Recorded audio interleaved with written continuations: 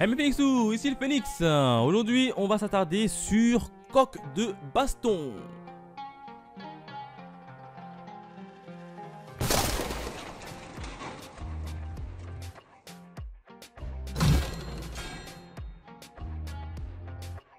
De quoi nous raconte l'histoire de Coq de Baston? Eh ben, on va tout simplement suivre un coq qui se promène, qui voyage et qui va tout simplement se fighter avec des monstres qui popent un peu partout dans le Japon. Donc voilà à peu près de quoi nous raconte l'histoire de Coq de Baston.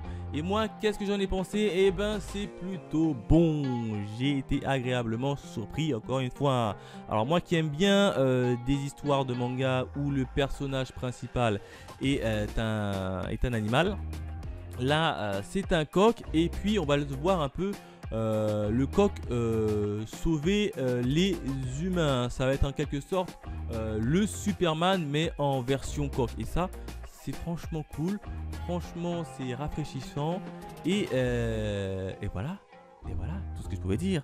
On va également suivre les Kiju. On va en apprendre un peu plus sur les Kiju. Les Kiju, c'est quoi? Ce sont tout simplement les monstres qui popent un peu partout. Et là, on va apprendre très rapidement qu'en fait, les Kiju, ce sont tout simplement des humains qui se transforment en monstres à cause des conditions un peu particulières que je ne vous révèle pas. Je vous laisse le découvrir.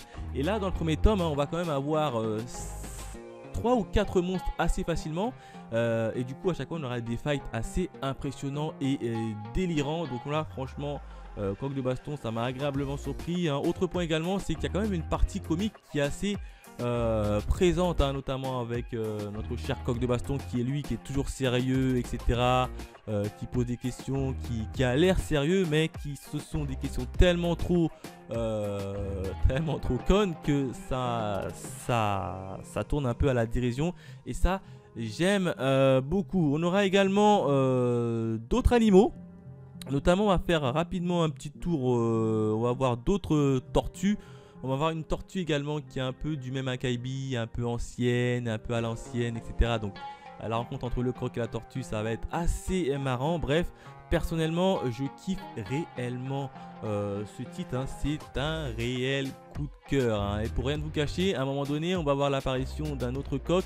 Ça va être Zoro de la série One Piece. Le gars, il se tape avec un sabre électrique à la main. Bref, je vous en dis pas trop pour éviter de vous spoil. Mais foncez, allez lire Coq de Baston. C'est un pur chef-d'œuvre. On va revenir sur la jaquette et notamment sur l'aspect un peu graphique. Là également, c'est juste magnifique. On a une petite page un peu en surbrillance de la jaquette qui a un peu un format un peu cartonné, j'ai l'impression. Donc ça, c'est plutôt cool. Quatrième de couverture, et ben on a un Kiju, une espèce de main qui marche avec une tête. Ah oui, j'ai oublié de vous dire, mais les Kiju là-dedans, ils ont des formes un peu difformes et c'est assez marrant et plutôt bien réalisé. Et en termes de bonus, et ben à la fin du premier tome, on a une espèce de 2 pages où on rencontre l'histoire de lui. Enfin, on en apprend un peu plus sur son passé et ça c'est vachement cool ça nous permet de découvrir le passé de notre héros, le fameux Coq,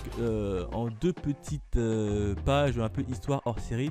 Et c'est vachement cool. Au niveau du graphisme, c'est juste magnifique. Regardez la qualité du trait. C'est tellement beau. C'est juste magnifique. Je vais vous montrer un passage où il y a du combat pour vous montrer un peu la vitesse, etc. Non, franchement, c'est joli.